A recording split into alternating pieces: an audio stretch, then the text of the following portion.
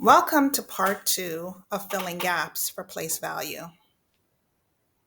Again, I'm going to keep my camera off so that you see the information on the screen.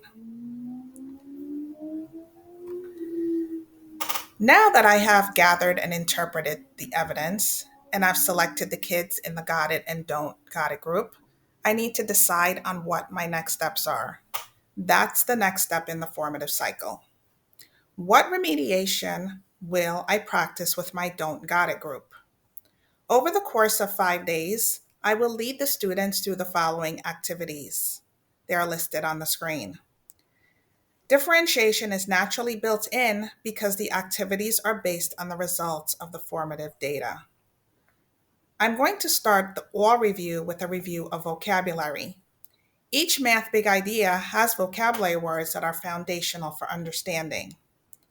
Next, I will start at the beginning of the progression with a review of teen numbers, which is when students started unitizing.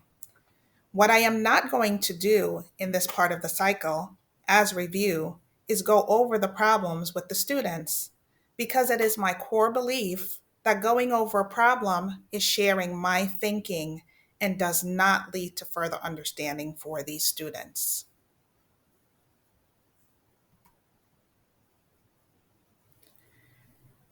The vocabulary words are listed on the screen. I find that there is a language component when students are struggling with any math concept, not just our English language learners. When speaking the language of place value, these are the most important words to iterate: unit form, digit, number, value, bundling, unbundling, and regrouping.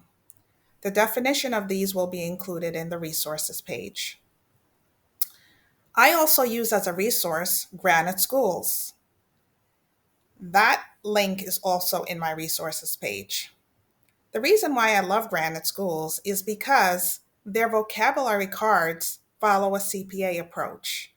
There will be the concrete representation of the number of any vocabulary word. Then there'll be a picture to match the definition. So this is a great resource.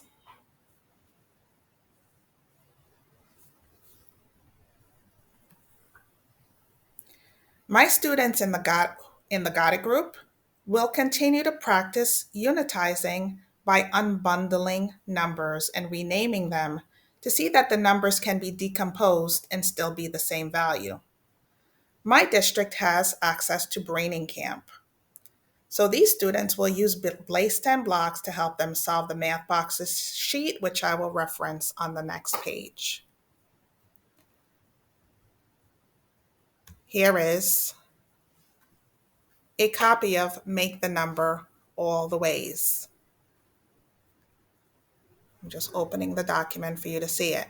So this is a great way for students to practice decomposing numbers. So they are unbundling and bundling numbers.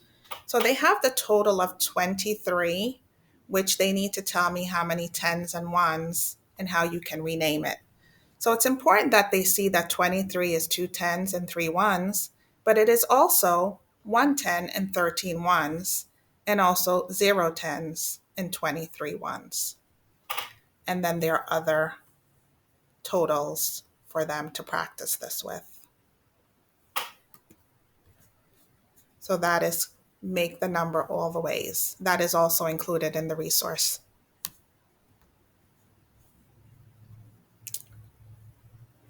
Here is a QR code for Braining Camp. My district is really lucky to have that as a resource, and this video will show you how I use base 10 blocks in Braining Camp to bring more sense with unbundling and bundling.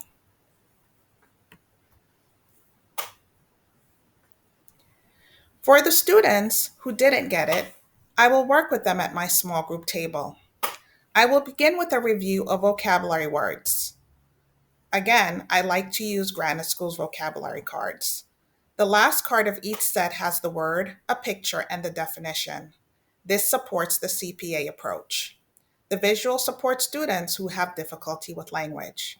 So for my students in this Don't Got It group, I will address all the vocabulary words from the previous slide, but I'm going to focus on value, digit, and number as we go forward with them.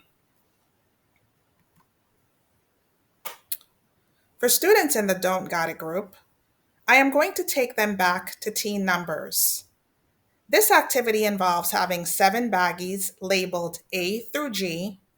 Inside each bag will be Unifix cubes with amounts ranging from 11 to 19, all the teen numbers. Students will complete the table to see the pattern, that all teen numbers have one group of 10. So here is what that sheet looks like.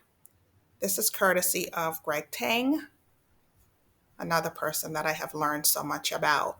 So if you notice on this sheet, it says how many groups of 10, how many extra, and then the total. And by doing this for the numbers 11 through 19 rather, they will see the pattern that all the numbers have one group of 10.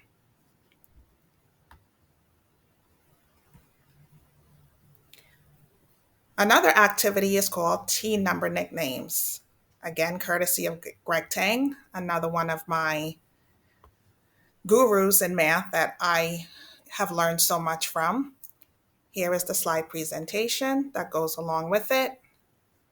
Once I put it in slideshow, the students, and we go through this as a routine. This is 14, but it is also 10-4. This is 11, but it's also 10-1. There goes the one group of 10. This is 13, but it's also 10-3, etc. And all the numbers are included, all the teen numbers are included in this teen number shuffle.